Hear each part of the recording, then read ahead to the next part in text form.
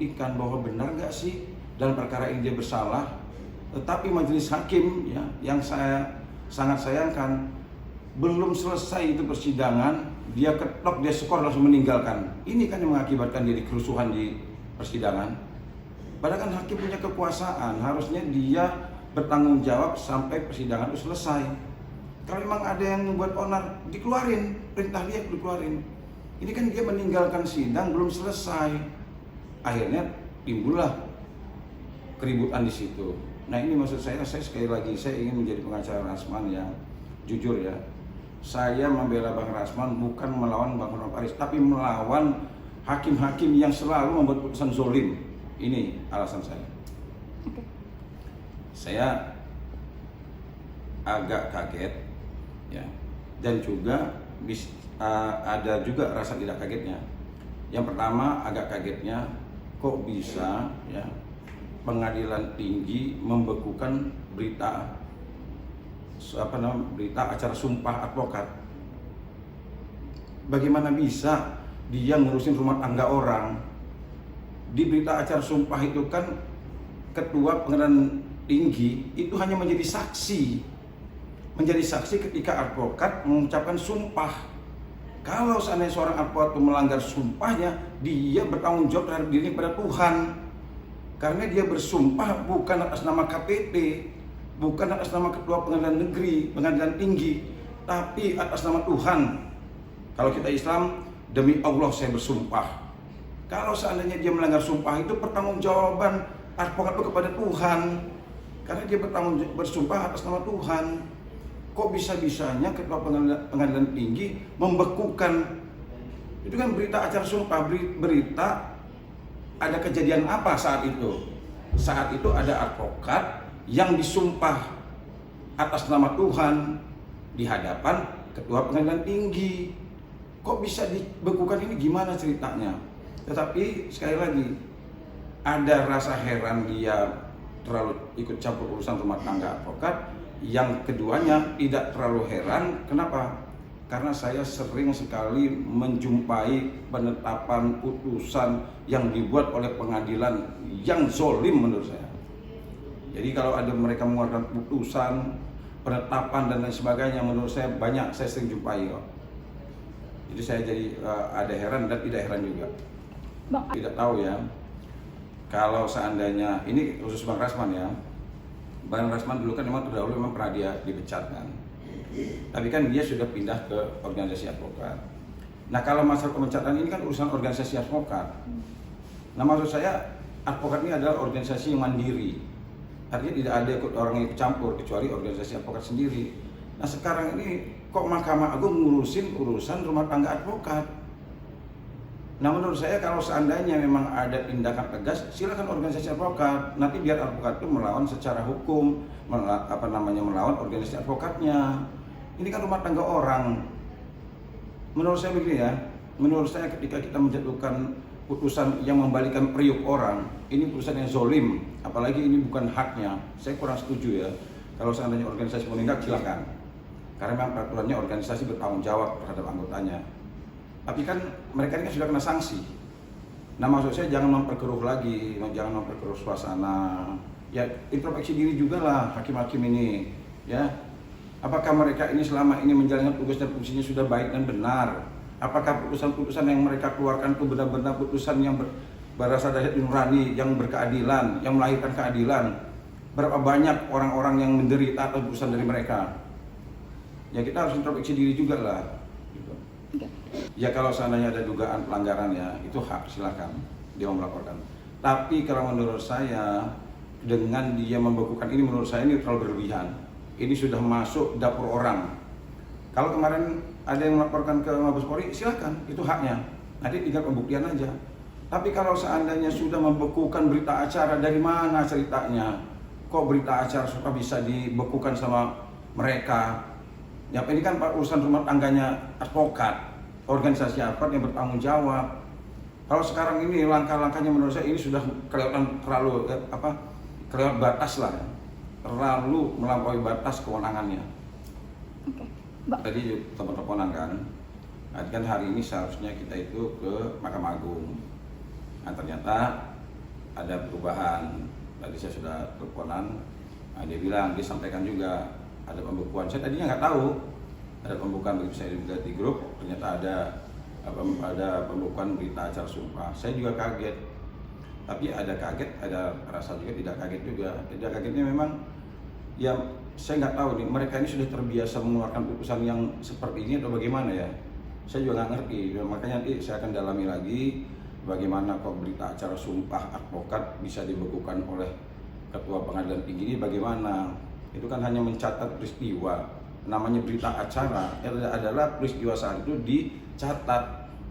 Dan ingat, itu sumpahnya terhadap seorang advokat bersumpah atas nama Tuhan. Ini udah apa namanya, sudah terlalu kebablasan lah menurut saya. Ada kekecewaan nggak dari Bang Rasman sendiri, Bang? Ya, Bang Rasman saya lihat memang dia begitu. Nah, kali ini saya melihat Bang Rasman dia begitu tenang ya. Saya juga tadi agak kaget. Nah, dia terlihat tenang, bahkan dia di grup menghimbau tolong tenang, kita konsentrasi, dan dia mengatakan bahwa saya dalam keadaan baik, tenang, kita hadapi dengan dengan santai dulu. Tanggal 20 saya pastikan saya hadir di persidangan. Saya juga pengen pengen secara langsung menyaksikan, mendengar sebenarnya apa sih yang terjadi ya. Sekarang Bang Rasman ini kan posisinya sebagai advokat ya, saat itu dia mendampingi Iklim Hakim kan. Nah, sekarang dua-duanya jadi terdakwa kan, dua-duanya jadi terdakwa. Nah, saya mengatakan ya, antara advokat dengan kliennya itu tidak bisa disamakan, diidentikan. Nah, sekarang kok bisa ada pengacara sama kliennya bisa jadi dua-duanya jadi terdakwa. Ini kan menurut saya ya, ini kan melawan undang-undang advokat. Bagaimana kok advokat bisa disamakan dengan kliennya? Ya, pokoknya persiapan kami sangat matang. Tanggal 20 nanti kami pastikan kami hadir di persidangan. Pertama gini, makanya menurut saya agak santai juga. Saya setuju dengan Bang Rasman, dia begitu santai menghadapi ini. Kalau menurut saya ini tidak ada efeknya, karena menurut saya ini sudah offset ya, udah masuk ke dapur orang lain, Makanya tadi saya setuju, Bang Rasman santai banget, dan saya juga akan menggali lebih dalam apa maksud dan tujuan dari pembukuan berita acara sumpah ini, apa maksudnya. Kita sedang mendalami, kita cermati apa yang harus kita lakukan terhadap surat penetapan dari Ketua Pengadilan Tinggi ini. Menurut saya tidak berpengaruh ya, khususnya Bang Rasman ya, karena posisi Bang Rasman kan dia terkait dengan permasalahan profesinya kan gak ada masalah sebenarnya ini. Kalau Firdaus ya mungkin sedang dalam proses ya, dalam permasalahan. Tapi khususnya Bang Rasman nggak ada permasalahan, dan permasalahan dia itu sudah lama dan sudah selesai. Nah, kalau seandainya ada dugaan dia melakukan keributan di pengadilan kan sudah dilaporin dan nanti akan kita hadapi di persidangan. Nah, kita akan membuktikan bahwa apakah kerusuhan ini benar-benar Bang Rasman yang membuat, yang menimbulkan, atau justru dari majelis hakimnya yang justru mereka memberikan peluang, penyebabnya mereka meninggalkan persidangan. Ya nanti kita buktikan aja. Makanya saya sarankan kepada Mahkamah Agung, introspeksi diri dong, ya, introspeksi diri kalian. Apakah selama ini para advokat itu ketika dia memperjuangkan keadilan, yang membantu para pencari keadilan, apakah para hakim ini sudah benar-benar menjalankan tugas dan fungsinya sebagaimana mestinya? Apakah mereka menggunakan hati nurani ketika memutus orang? Ya, faktanya saya bisa buktikan, itu. Ronald Tanur, ada lagi Ronald Arujil 2 di Medan, nah, di Cirebon, Vina Cirebon. Kemarin saya sidang di Bandung, ada Salman Al Farisi, juga dugaan salah tangkap, dihukum 7 tahun. Ini kan banyak sekali kalau kita mau cerita. Ketika saya konsentrasi terhadap penegakan hukum ya, hampir setiap hari handphone saya ini ya, media sosial saya ini selalu masyarakat nge-tag saya. Ada salah tangkap sana, ada hukum sini, ada macam-macam permasalahan tentang penegakan hukum ini. Artinya kalau kita bicara ya masalah penegakan hukum yang bobrok yang ada di Indonesia ini, ya introspeksi diri lah, terutama pengadilan-pengadilan ini, hakim-hakim pengadilan ini. Kita introspeksi diri lah, jangan kita mau menang sendiri, ada kerusuhan, wah ini luar biasa perlawanan dari hakim-hakim ini kan. Kalian lupa apa? Sekarang begini yang saya herannya ya, handphone ini ya bisa memaksa orang tidak baik menjadi baik. Menurut saya dia tetap bisa menjalankan tugas dan fungsinya sebagai advokat. Kenapa? Karena tidak ada pemecatan dia yang untuk saat ini. Dia kalau dulu dia pernah dipecat, itu sudah selesai. Itu sudah ada penyelesaiannya di organisasi advokat. Kalau membekukan berita acara sumpah menurut saya bukan kewenangan dari Ketua Pengadilan Tinggi, bukan kewenangan dia. Ingat ya, berita acara sumpah itu hanya mencatat berita acara tentang kejadian pada saat itu. Dan pertanggungjawaban sumpah itu bukan pertanggungjawaban kepada Ketua Pengadilan Tinggi, tapi bertanggung jawab pada Tuhan, karena dia bersumpah atas nama Tuhan. Terakhir Bang. Langkah-langkahnya begini ya.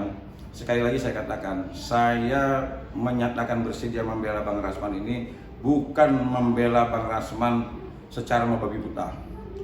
Saya pastikan cara dan gaya saya melakukan pembelaan, saya pastikan saya pertanggungjawabkan dunia dan akhirat ya.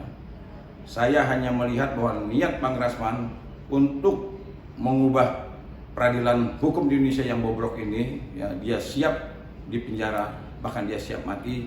Ini yang membuat saya tertarik membela perkara Bang Rasman. Karena apa? Saya meyakini dengan seyakin-yakinnya bahwa banyak sekali ya oknum-oknum hakim ini yang benar-benar memutuskan perkara dengan zolim. Ini tujuan saya. Ya, faktanya Villa Cirebon, mereka tidak berani membuka kebenaran.